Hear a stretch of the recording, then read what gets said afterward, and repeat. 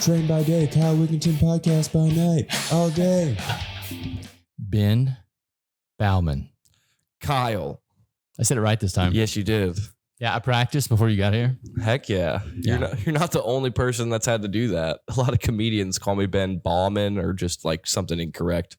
Yeah? Yeah, especially at my open mic, it gets pretty bad. So. Well, at least they know your name. Yes, that would be bad if they didn't, since I'm the host of the open mic. But yeah, so one of the things that I really wanted to speak to you about today sure was the comedy club shutting down. Right. Comedy House shut down not that long ago, right before the end of November. Why? What was the reason? Did they give you a reason? Yes, it was kind of a surprise. There was a little bit of like news between some of the staff members before that about like new ownership of the building. I think overall what happened is there was not to spread too many like details about people that might not want me to spread their details. This has nothing to do with Comedy House specifically. The next door business, they had an issue with their lease with the building due to like rent during COVID or something. And I think they got like kind of entrenched in a lawsuit with the building about that. And they lost the lawsuit.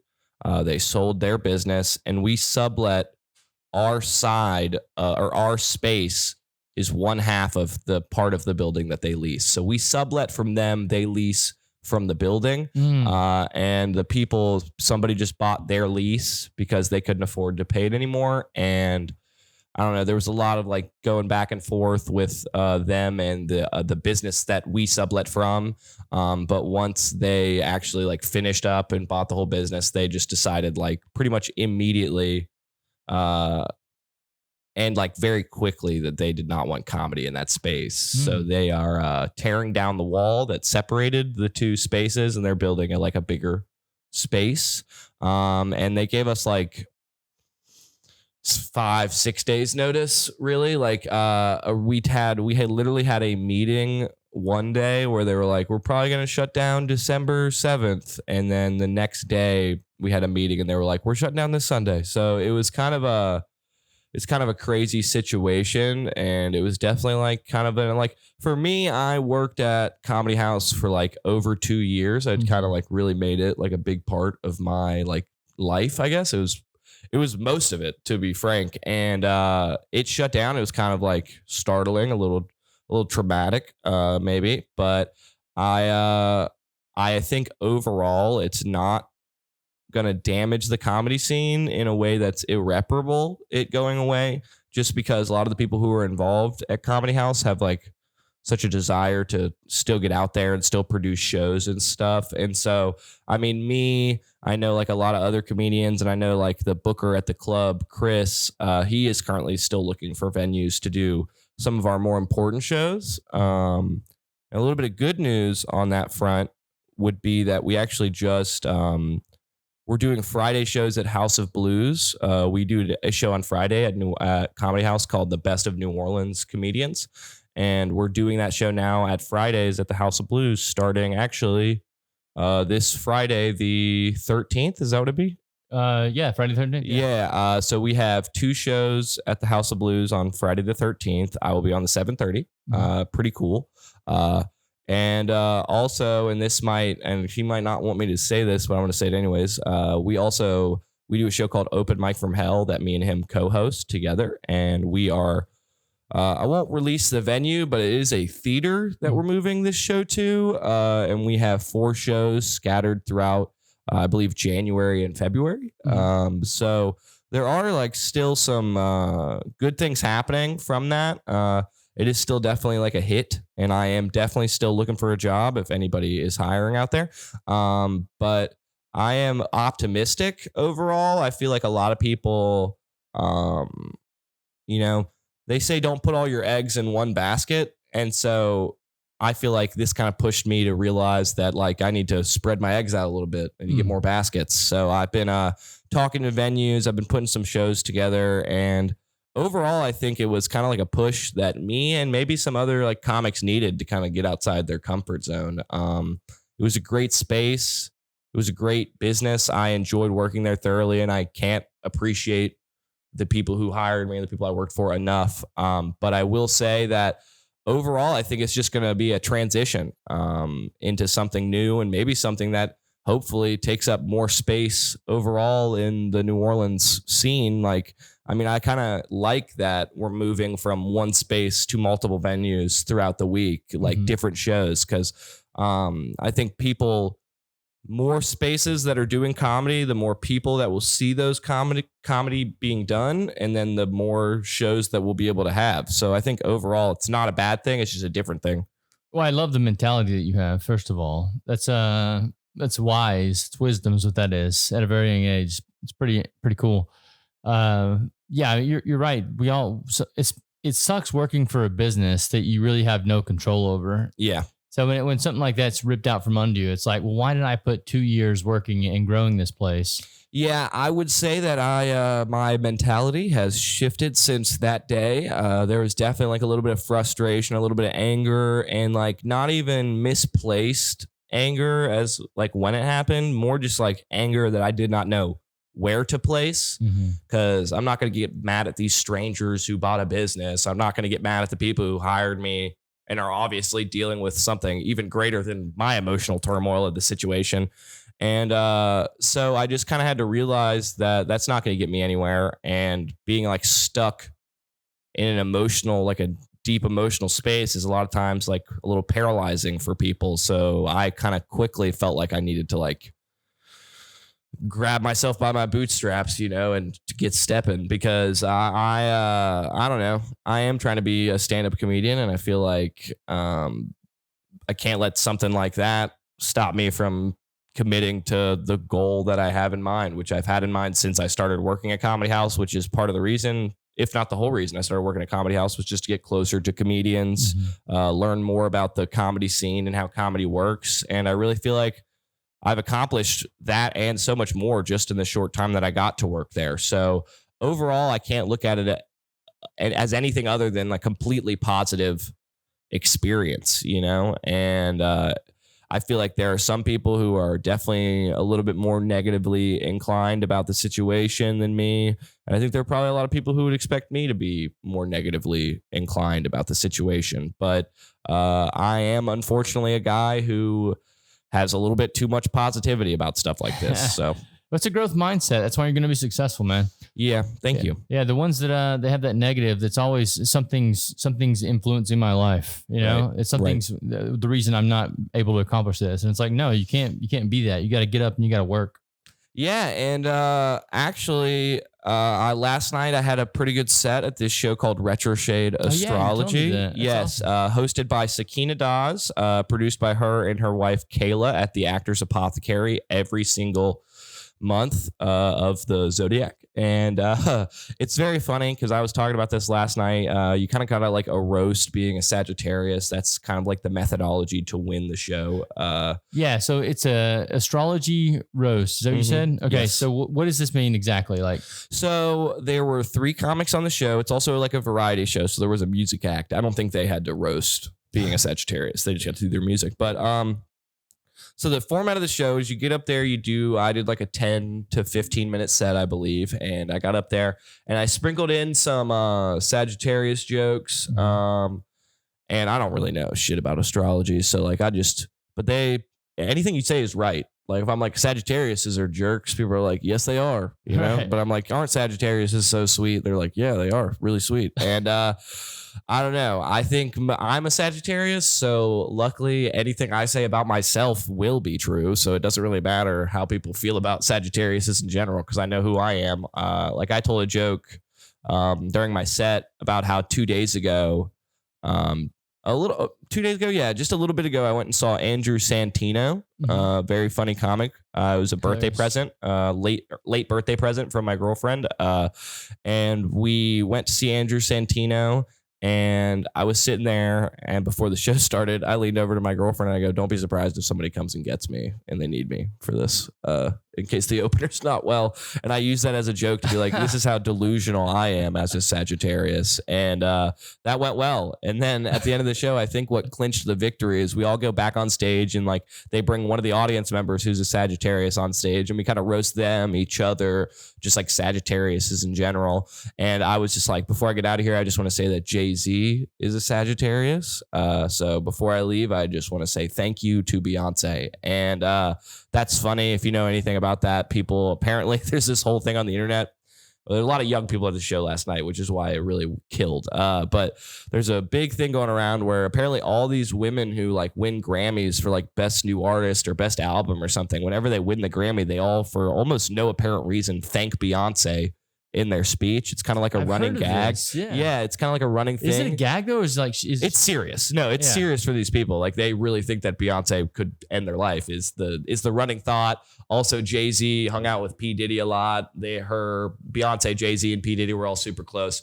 And I think I was just so topical. That was the last thing I said. And then I won a little champagne bottle full of confetti. So. Okay. So now it lands. Like I was thinking at first, like, why would you think Beyonce? Yeah, but that's the whole point, right? It's like, why would I think Beyonce? Yeah, I'm outside of the pop culture, I guess. Yeah, I'm chronically addicted to Instagram Reels. So. Yeah, I think it was Sia that didn't thank her. Yeah. And then she disappeared. Yeah.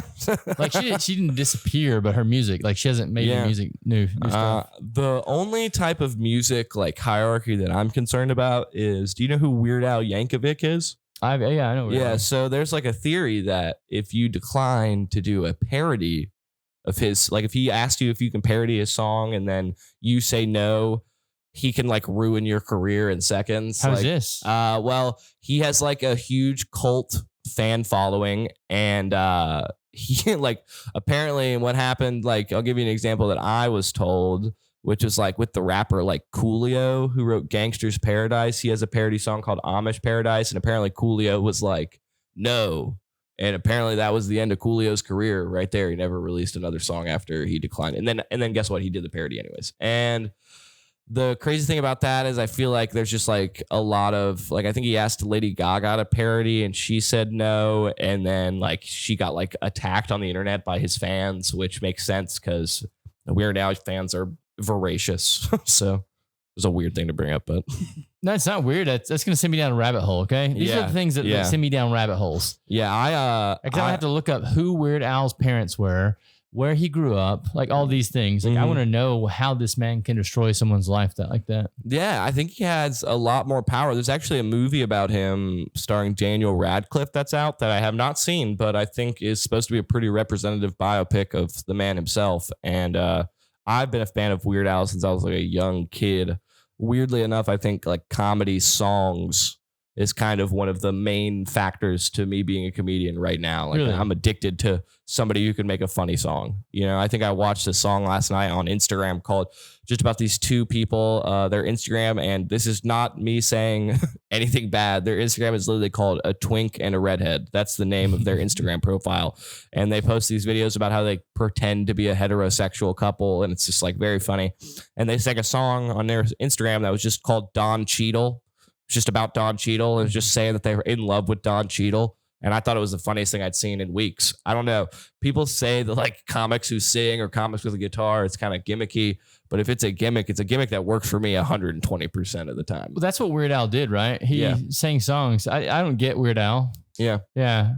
But I like to say that thank you to Weird Al. Yeah. Yeah. Thank you, Weird Al. Don't destroy us. Yeah. Done a lot to the parody community and the music community. No, I never actually, I heard some of his songs, but I was like, who the fuck is this? And why is he doing this? Yeah.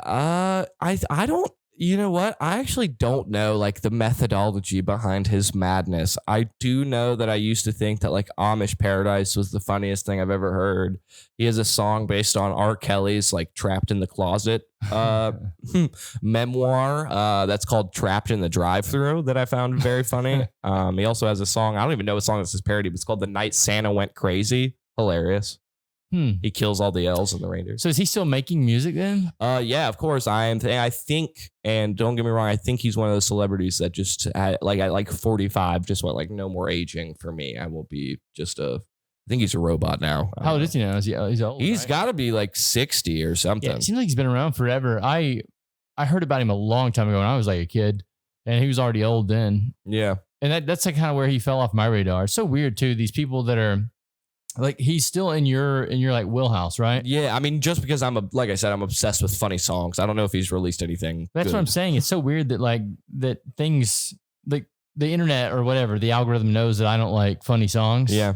So it doesn't give me Weird Al Yankovic. Yeah, right. That makes sense. I like to think there's also a guy named Gabriel Gundacker. I would say he's my second funny song guy. Never even heard of that guy. He was like on Vine and then like transitioned to YouTube, posted a lot of stuff on Twitter. But the main point is he has this album called like I Want to Meet Richard Dreyfuss. And all the songs are just him talking directly to Richard Dreyfuss, asking Richard Dreyfuss to meet him. The first song's like, I want to meet Richard Dreyfuss. And the second song's like, I need to meet Richard Dreyfuss. And then the third song is, I'm moving on, Richard Dreyfuss. And it's so funny because he's like, I don't know. It's so weird and specific. It's so good though.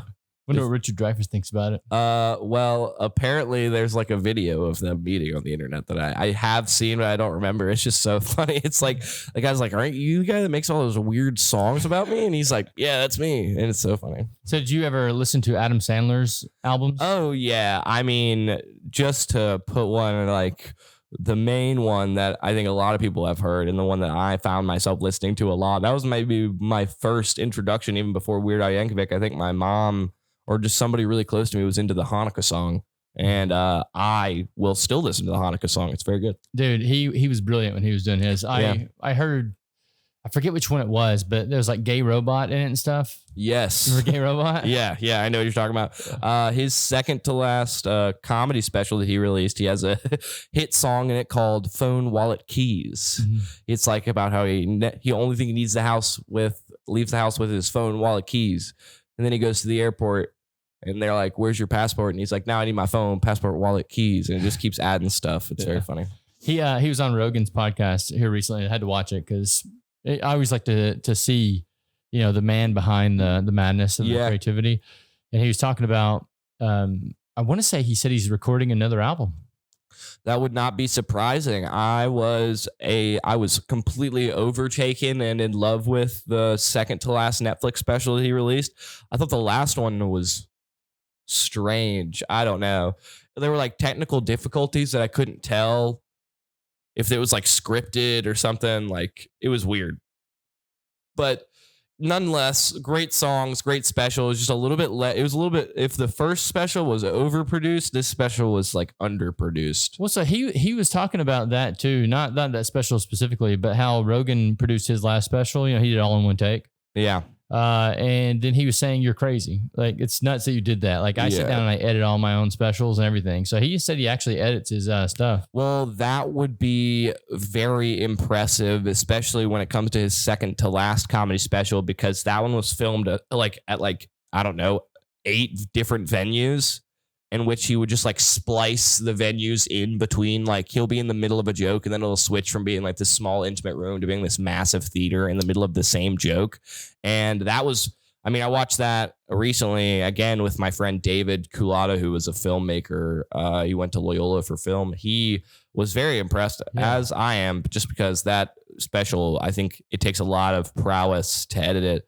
And I thought the song at the end he wrote a song at the end in that special about Chris Farley that I thought was very good. Well, that's such a cool concept too, because a lot of people don't see when they're watching the specials online, they don't see the what it takes to get to that place. Yeah. Like all the small venues that you perform your sets in before you actually get to the big venues. Yeah, it was it made me appreciate at least like how good he is at what he does, because I don't think, rarely maybe, but I think I talk pretty differently every single time I get on stage. I don't know, even if I'm doing the same set, it's going to sound different just because I'm different in that moment. But he would like literally be in the middle of like a word, and then like without even noticing, they would transition. Like it would be at a completely different venue, but like audio wise, you're like, this sounds exact. Like it doesn't even sound like they changed venues. It just sounds like he was continuing the same joke. It's like so good. It almost felt like he had made his jokes purposefully to like pause at moments when he wanted to make those cuts. It's so weird. Dude, I'm sure there's a lot that goes into those things, especially when you've been doing it as long as he has, especially because he makes movies too, right? Yes. So he's also an actor. So I'm sure he like has that cadence down, because when acting, you have to do the same take over and over and over again. So he's probably developed that skill over the years. Yeah. And I am very impressed by him constantly. Everything he puts out, except for those Hubie Halloween movies. Those I'm not a big fan of. But I don't think I know what that is. it is a joke. It's kind of a joke, but real. There's like movies on Netflix called Hubie Halloween. They star Adam Sandler. And it was like a joke that these are like the worst movies that have ever been made. Like he plays, I don't know how to say it. Like he plays like the same type of character that he plays in like The Water Boy. Like not all there. A little bit of like special needs, perhaps insinuated. And I think in this movie, he like plays like a janitor at a school and he's getting harassed by kids or something. Again, I have only ever seen like 5 minutes of the movie. I can tell you for sure that at one point he's like riding a bike away from some kids and some kids throws like a full monkey wrench at him. That's the one thing I remember from that movie, but I didn't finish it. So he, what was I going to say? Fuck. Lost my train of thought there. He had a basketball movie come out on Netflix. He also has some of his more serious movies would be like, I think he was in a movie called Punch Drunk Love, maybe. And then it might be wrong about the name, but something like that. And then he was in a movie Uncut Gems. Yeah, that one right there. That's a good one. He plays a more serious character in that. Yes, that one is kind of, I think, an evolution of him as an actor, because in even any of the serious roles, except for the one movie that nobody's seen but me, where he like goes into space by himself and then ends up talking to like a giant space spider. Yeah. It's on Netflix too, right? Or HBO or something. I saved that one on my list, but I yet to go watch it. It's good. It's emotional. What is it about? Is it a serious movie? It's like a movie where you kind of can't tell if what you're seeing is real or if you're viewing it from the point of view of an unreliable narrator. Because Adam Sandler's like alone in space. And so anything that you see, you don't know if it's just him like trying to cope with the situation or trying to like, because like he talks to like a literal giant spider inside of his spaceship in space. And you're like, is this giant spider real? Is this an alien? Or is this like, I don't know, very like, I think it tries to get a lot of allegory and metaphor across your face, and I liked it. It was worth good. the watch. Yeah, I would say worth the watch. I think Adam Sandler does those types of roles very well. Yeah, so that's what I was going to say. Whenever he was in acting school, his acting professor basically said, "You're never going to make it." Yeah, like the way you do your cadence and like your funny voice and stuff, that's never going to cut it on anything. And then he went and fucking showed them, right? Yeah, absolutely. I take him as like kind of like a comedic inspiration. I also am inspired by like Will Ferrell. Both of those two people I think are a little bit unique in the way that they do comedy and the way they do shows. I think they're both way different from each other, but still similar in the aspect of that. I feel like if you were to meet this person and they were to show you what they would want to do on screen, your first reaction would probably be like, what? Like, that's weird. Why are you talking like that? And, but at the end of the day, they know what they're doing better than anybody else. So you got to just listen. That is interesting. If he walked up to me and, showed me what he was going to do for Waterboy, I'd probably be like, dude. Yeah. Well, a little bit passe, a little. But it lands, man. Yeah. It lands so well. Yeah. And not only that, you're watching Adam Sandler in that movie, but somehow you actually start to emotionally like relate and empathize with this completely out of the realm of normal people main character of The Water Boy. I find that movie to be a very good watch. So the spider movie that you were talking about, I saw this is kind of along the lines of that. It was a cartoon a while ago. It was on some kind of like Black Mirror type show where this guy was a space traveler. Mm-hmm. Gets in his jet or whatever and was going to the other side of the universe, and he wakes up because he's like in cryo sleep. He wakes up and there's like an issue or something on his ship. Is this with Chris Pratt? It's not with it. It's a cartoon. Oh, I thought you were talking about that one movie where he wakes up. Either continue. Yeah, so he wakes up and his like girlfriend is there from like a long time, or his wife or whatever it is. Some female's there that he knows from a long time ago, and he's like in love with this female. Mm-hmm. And so like they're having this like intimate time and stuff, and like the days go by, and then he starts kind of wondering like, what am I doing here? I was in space trying to go to this other place. Yeah. Why are you here? And she just keeps like telling him, don't worry about it, it's okay. Yeah. And then that goes on, and finally she goes, look, I'll tell you what really happened, but you're not gonna like it. And he's like, I want to know, like, tell me right now what happened. And she says, okay, well, I'm about to really show you what I look like. And whenever like the veil comes down, the ship is like all dilapidated and stuff. And his ship got thrown off course, and a space spider monster thing captured him, and then was implanting these images into his head and was pretending to be this female. Yeah. And so he like freaks out, obviously, when this happens, and it shows him waking up the next day in his cryo chamber again, like they're restarting the dream. Oh my goodness. That is awful to think about that. I just watched this show on Netflix, I believe. I think it's an AMC show, but it's about AI. And not even AI. It's about like the idea of like uploading your brain into a computer and like making your brain the AI. So it's called UI, uploaded intelligence, because they're trying to like build computer systems off like the computerized versions of people's brains. And either way, it's just like a bunch of crazy stuff happens. And I always think about like, if you get your brain uploaded, this is the scary part to me about any of this like metaverse, like get like, I don't know, like say like people like upload your brain to the computer.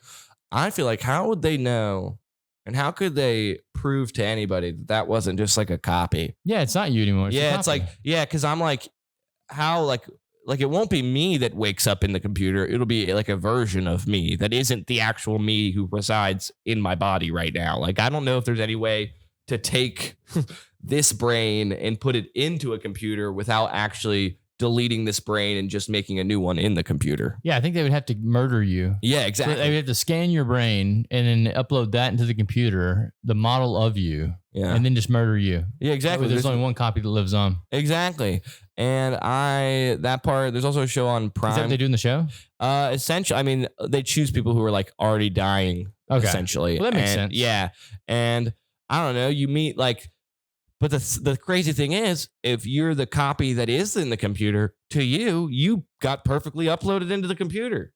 I mean, to you did just wake up and now you're in a computer. Like, it's not me, but to them, they are me. So was I me or were they me? It's confusing. I don't like to think about it. Well, no, that's the whole argument of, I'm going to butcher this all to death, but the guy who like has a ship, right? And he's sailing through the ocean, and he slowly has to replace the ship piece by piece. And it's like, is that the same ship that he started with after it's all been replaced? Or is it a brand new ship, a different ship? Yeah. So like, what actually is the concept of the ship? What is the concept of Ben? Yeah, I agree. I have a hard time conceptualizing myself in terms of outside my own body for sure. And I don't know. I tell all the people that I love, like in a joking way, obviously, I don't think I'm going to do this, but I tell everybody like, don't worry. Eventually I'm going to put your brain in a robot. It doesn't matter. You're going to be around for a long time. Like my mom and my dad, I'm like, I'll put your brain in a robot just to keep you around. So there is already a thing you could kind of do. Like what? Like, okay. There are certain AIs that they're creating that will go through all your social medias, go through all your text messages, basically every piece of content you've made, and create a replica of you based on that. And it'll communicate with a person like this. And it's so realistic that people are believing that it's actually there. Yeah, I would, I would do that. But my mom, for example, is a lot like less cool on her Facebook profile than she is in real life. She is a 59-year-old amazing mother. But I don't think I would want to listen to her political opinions so much, which is a lot of what I get on her Facebook. And so in real life, sweet lady, but her Facebook version would be like, this is why the liberals are. And you got to be like, whoa. What's the interesting thing you bring up there? Not to put your mom on blast, but like, why do you think people are more expressive on social medias about those things than they are in real life? I think like anything, it puts a wall between you and the people that you're talking to. So it makes it a lot easier to espouse opinions. I mean, also, my mom and a lot of people, me included sometimes, are a victim of the intended use of all these websites and social media apps, which is to produce engagement, to therefore gain ad revenue. And the number one way to gain engagement on any of these social medias is through like conflict, is through like differing opinions, divisive topics. And so, I mean, to to say that you look at Facebook a lot and you also post on Facebook about your political opinions a lot seems to be like the same exact thing. Like if you're looking at Facebook all day and all you're looking at is like political opinions and people saying that Donald Trump's the devil or people saying that Kamala wants to freaking let all the illegal immigrants in the world come to our country, you're going to think that things a lot crazier than it is. I feel like you're going to have a lot more opinions on the matter. Like Facebook especially, I feel like is one of the worst places to get news. And although that seems to be the only thing on the site. Yeah, I deleted mine. Yeah, I deleted my old Facebook, but that was just because I had it since I was in 4th grade and I was tired of looking at pictures I uploaded in 5th grade thinking that they were like cool. Like a mirror selfie of me in 5th grade, I uploaded to my profile picture and I was like, let me just get rid of this whole online presence. That's what we all did at the beginning of the internet. Yeah. Yeah, I deleted my Facebook one day whenever I posted something on there. And it was a harmless post. It was kind of inflaming, but a little harmless. And one of my buddies who has differing opinions than I did flamed me out on Facebook. Yeah. And I sent him a text message and I said, you have my number. If you want to communicate with me about these things, then you can call me and we'll chat about it. We're not going to put it out there for the world to see. And he's like, no, the world needs to see who you really are. And I'm like, are you fucking kidding me? What do you mean the world? That's so ridiculous. And then I was like, fuck it. I blocked him. And then I waited about a year and I was like, yeah, I'm done with this. Yeah, that's crazy. My family has like heated disputes about the issue of Facebook. And I really feel like a lot of the arguments between like my parents, their siblings, their cousins, it would all be gone if Facebook wasn't in the picture at all, because the arguments start, go, and end all on Facebook. So it's like, how is this really like, it's great. Like no one ever calls you and yells at you about your opinions, but that's exactly what happens on Facebook. Like you posted an opinion and then everybody's typing back at you immediately being like, how dare you post that opinion? When I think most of the time people who aren't posting on Facebook keep their opinions to themselves. And I think that's the natural course of things for most stupid opinions. I don't think all opinions need to be shared. Yeah, people are really brave, like you said, when they get behind the computer. Even the comments that we get on the YouTube videos. Yeah. Oh my god, dude! I'm sure they're ruthless, dude. They're just negativity, and I think it's hilarious. Yeah, I mean, I can't look at anything like that. Like I remember right after the club closed down, a comedian who I will not name because I don't like them.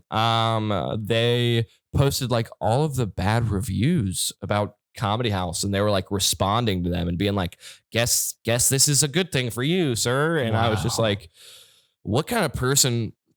Like, I get it, you're trying to drive engagement through the one thing that people like on the platform, which is like being divisive, being argumentative, but like I mean, if that's the only way that I can get views and likes, I would rather not get views and likes. You know what I mean? And it's not something that I necessarily feel like super upset about because that person is a little bit cuckoo. And I'll tell you off the pod who it is if you're curious. But they were just posting that. Somebody came up to me the day they were posting that and they were like, sorry, this person is posting all that stuff. And I was like, I don't even know what you're talking about. And like, it's kind of crazy that to me, those didn't exist. Didn't care about them. And then somebody tells me about them. Now I go look and now I'm like, oh, this is all over Facebook. Everybody's seeing this. But I didn't see it until somebody told me about it. So it's like, it must not be that big of a deal. And that's kind of how I rationalized stuff like that to myself. Anybody who's got a negative opinion about me or the things that I do, it's like, as long as I'm not hearing it directly, I think I'll be okay. Mm-hmm. Yeah, I think that more people should just grow balls and say things in real life. Yes, I agree. That is the natural course of things as well. I think. I don't think it would be. I don't think it's a bad thing. I don't think it's not like it, because a lot of people are scared that if they say something assertive, then they're going to get assertive back to you. It's like no, you're literally just voicing your opinion. Yeah, like nothing bad's going to happen. It's like we had an issue here. I've talked about it once on here already, but I'll talk about it again at our karaoke night. Sure. Someone accidentally got skipped over. Oh no. It's an accident. It happens. Yeah. Okay. And instead of walking up to the host and saying, hey, I think you skipped me, they went on to, they got mad and they left and they went on to Google and wrote a bad review. Yeah. Wow. And I'm like, if you were to just grow some fucking balls and walk up there and go, hey, I think you accidentally skipped over me. Yeah. It all would have been fine. Yeah, I agree. Like in the same thing has happened to me at Comedy House before. Just like I'm house managing or I was house managing or whatever, and some guy was like super drunk, heckling all the comics. And I told him, I was like, hey man, like please don't do that. You know, just please be quiet. And then I went on stage because I'm also a comedian and I start doing my set. He like says one or two things to me and I like just absolutely I couldn't. I just went in on him. Probably shouldn't have done it. He shut up though, and then I just did my like regular set, you know. And I'll say this: I have no like racial or like really divisive topics that I talk about. But this guy left the club, and he said that Ben guy is awful. And he was like, he's so mean. He told me not to talk, and then he made fun of me. And then he's comedy club. Yeah, but then he also was like, and he's a racist. And this was the drunkest, whitest man I've ever met. And I don't know what he could have been talking about that would have made me a racist. I think I might have talked to a person that wasn't white in the audience, but like that's just normal. A trigger word. Yeah, it's a crazy thing to trigger use. Word, dude. If you say that stuff on the internet, everyone's like, "Oh, he's a racist." Yeah, it has nothing to do with like it's a trigger word to make people angry. Yeah, that was funny because I remember my boss came up to me and be like, "Have you seen this yet?" And I was like, "No." And they're like, "We're just telling you about this because we know that this would bother you if you were to see it of your own accord. So we're just telling you. Well, we don't care. It's fine, and we know that this is not an accurate review." And frankly, that is one of the more positive things I can say about not being the house manager at a comedy club anymore is I don't have to deal with people or over deliver with bad, like, because sometimes in like a service industry job like that, where your main job is talking to people who you're trying to make money from, you got to be super nice, super accommodating. And frankly, I'm a kind of a more blunt guy. And so I'm kind of happy that I don't have to be so tiptoeing around people any day. Like if somebody were to be like super mean here, I would not be nice to them because this is an open mic that I run. And so why would I let people, you know, walk all over the comedians or walk all over me? But at Comedy House, I always felt like even if when I was on stage to perform, especially after I got that one bad review, I was like, can't say anything crazy.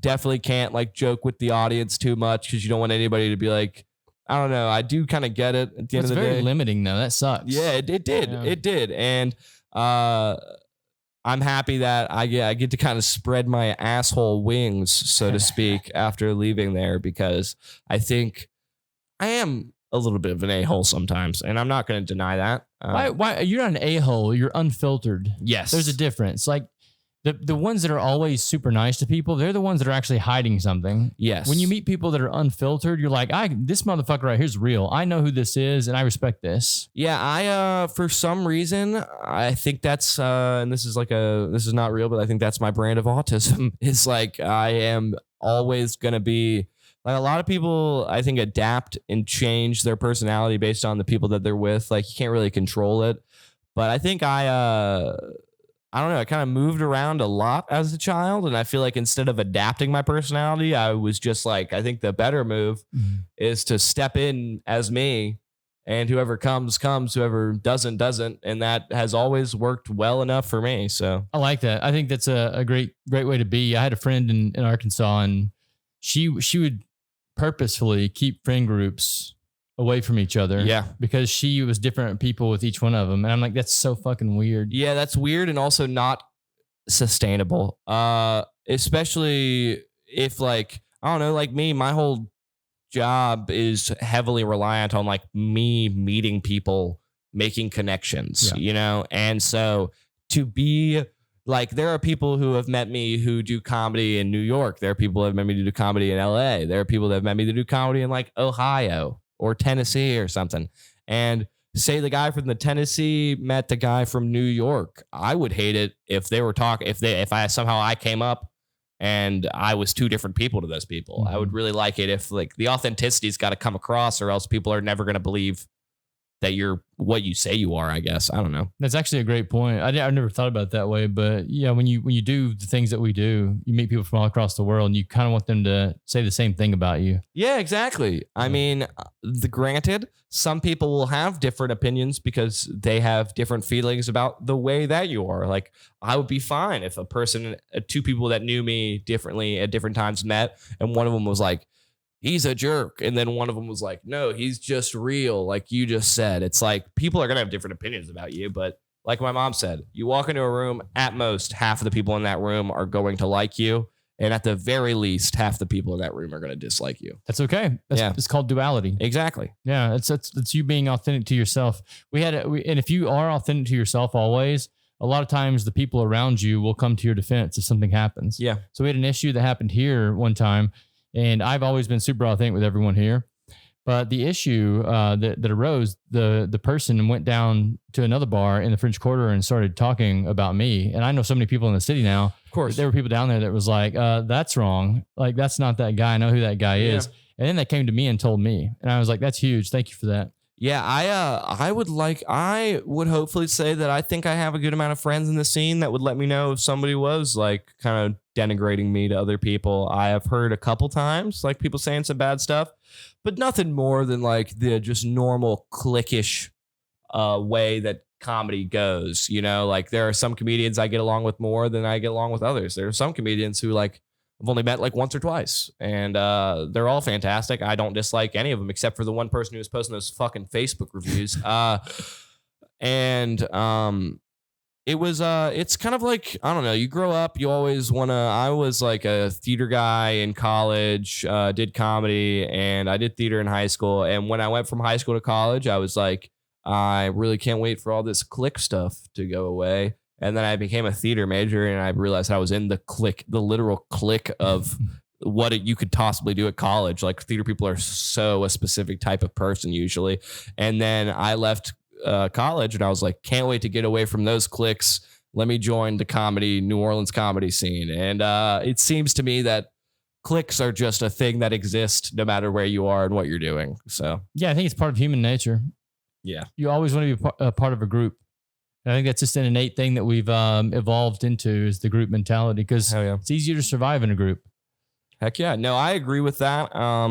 I do think that the more people you have on your side and the more people you constantly agree to, like, that's the fun thing about being an adult, I think, that I've just recently started to really pick up on. Wait, there are fun things? Yeah, I mean, just in the way that you get to choose who you associate with. Oh, true that, yeah. I always felt like when I was growing up that I should be choosing who I associate with more than I have the ability to. Because it's like, when you're a freshman in college, you're going to probably become friends with the people who live in the dorms near you, or the people who you go to classes with, all that jazz. But as an adult, you get to really pick the people whose interests align with yours, whose goals align with yours. And you get to really I just have like a thing.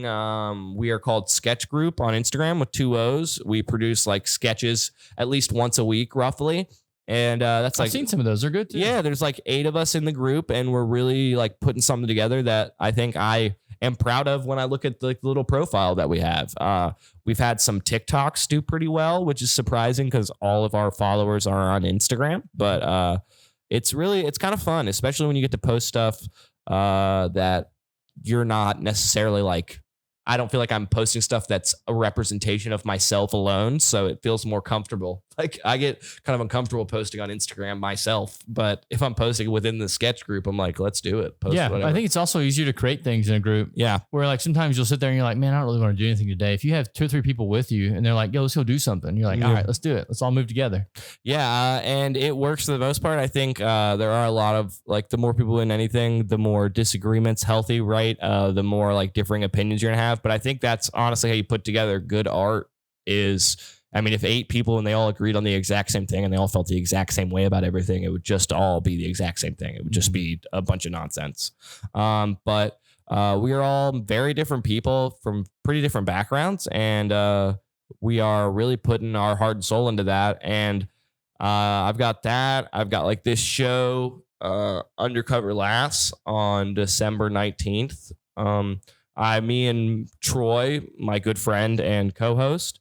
Shouts out Troy Duchesne. Yeah, we've been producing shows like a little bit now. We were originally doing shows like Comedy House. We had a show called Comedy Knockout that we would like book and put together. Thank you to Chris True for letting us do that. And then we were doing a show at P. Rogue's Whiskey Bayou that was outside, and not necessarily conducive to bringing audience members. And now we are producing, I'm going to bring this poster if you don't mind. Yeah, sure, dude. Yeah.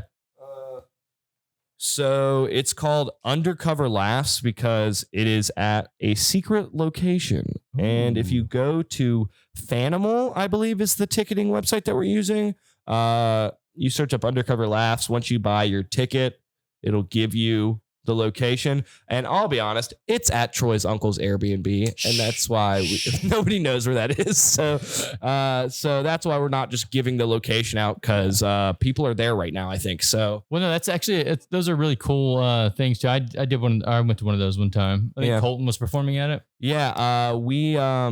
There's another, like, it's kind of like a global at this point, countrywide for sure. They do like Don't Tell shows. That's what it was. Yes, Don't Tells, and they're phenomenal.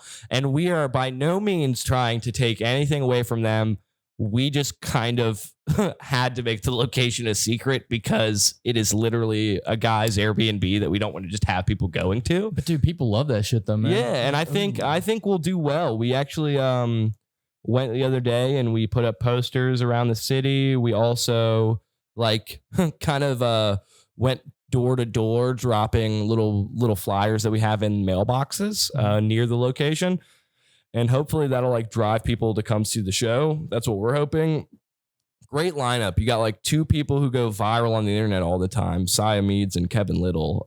They both are huge. Saya has like 1 million followers on all of her platforms. And Kevin, if you've ever seen those GTA 5 skits, that's Kevin Little. Yeah. And then you got Sean, Favorite, like newer comic, but also one of the best newer comics and hardest working newest comics. He's actually also got a show on the 11th, I believe, for his birthday. Then you have comedian Sleepy, who's just like an all around fucking killer. So yeah, I love Kevin. He and I had an issue one time. Sure. Kevin's a big personality. He's also a big person. He's also a very large human. Yes. He was in the bar one night. I think it was on a comedy night, and some of his jokes are a little provocative. Sure. And this was back when we had a crowd here that I wasn't a fan of because you had to tiptoe around the crowd. Sure. And Kevin doesn't tiptoe anywhere. No, how could he? Yeah. So he came in one night and he was saying some things and they didn't like what he was saying, and they're like, "Get out of here!" You know, the crowd were. It was like two people's what it was. Yeah. And then they came to me and were complaining about Kevin, and they were telling me all the stuff he was saying. And I didn't know Kevin at all at the time. I was like, sure, this guy's creating problems at the bar. I'll go talk to him. So I was like, next time I see him at the bar, I'll have a conversation with him. So Kevin walks up and he sits down beside me at the bar one night, and he's just sitting there having a drink. And the girl walked up and she's like that's him. And I'm like, Jesus fucking Christ, Kevin's huge, big fucking guy. And we talked about it, and he didn't come back to comedy for a long time. But then later we spoke about it again, and I was like, dude, like, I don't know what happened that day, but it was, you're welcome to come back anytime and say whatever you want to. Like, what's crazy, and this is like an ongoing joke some of the comedians say, but people call Kevin Little the blackest comic in New Orleans just because he is not a normal white guy. He is like truly his own person. Yeah. And like, I'll say this. I've said this about Kevin before. I think Kevin bothers people, and he would never do this. But I like to say, when you close your eyes, it's almost like you can hear that Kevin's about to say the N-word, and he never does. But that's how I feel about his comedy sometimes. He's hilarious. But I find that I feel like he rubs people the wrong way, not because of what he says, because of who he is while he's saying the thing, I guess. It's interesting when you're around him because he does have that vibe that he gives off. But he's a nice dude. Super sweet. Yeah. Wouldn't harm a fly. Actually lives like within 3 minutes of me and wants to film some internet skits, which I am going to do because he's got a lot of followers. No, they're doing big things, man. Anything else you'd like to say to the people before we... I mean, if you are a comedian that watch this podcast because you're curious on my opinions on things happening around, I do know that there's a lot of venues that have shut down. Clearly a venue that was very close to my heart has closed down recently, but that is definitely not a reason to despair. There are things happening. There are shows being created every single day in this city, nearly. And honestly, I think this is just the time to put your foot on the gas not let up. This is not the time to be complacent. And if you're a person who watched this because you like me, I host a show at another bar every Tuesday. Not Another Open Mic, favorite show I ever do. And then I've got Undercover Laughs on the 19th, and I will be at the House of Blues December 13th and 20th, I believe. So that's pretty much it. Awesome, Ben. Thank you for coming in today and talking to me. And also, thank you for everything you do around the bar. Thank you, man. I appreciate it. Yeah.